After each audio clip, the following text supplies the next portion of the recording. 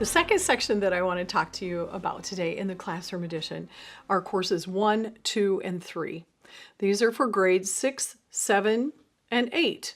These follow the intermediate courses. And so course 1 would be 6th grade, course 2 would be 7th grade, course 3 would be 8th grade.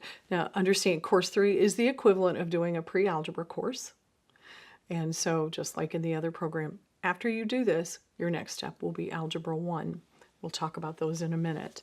The components are very similar to what you saw in the intermediate level of this course. I have a textbook, a hardcover textbook. I also have my Power Up workbook. The only difference here with the one in intermediate is that this one has your fact check, your mental math, and then a problem solving at the end. So a little bit different, but 1 page per lesson, always mentioned at the beginning of the lesson. The second book is the course assessments.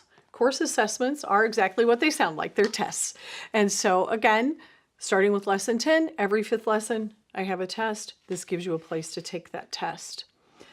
I would also mention that in the course assessments, you'll find reference numbers. It tells them where to go back and review that. It's a page number for where to review that concept. So these are really helpful if you have a child who does pretty well, but maybe they need a little review on a certain topic.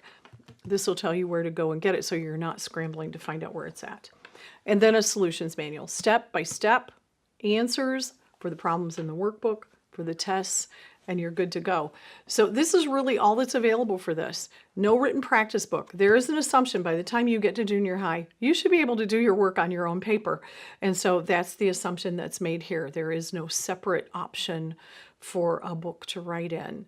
So get that paper and pencil out when you get to this level. Another thing to keep in mind for the course 1, 2, 3 level of this program is that there are no teaching resources available. The teaching resources at this level, they just have not made. So the Saxon teachers that were available for intermediate 4 and 5 and are also available at the high school level are not available for this level of the program at this time.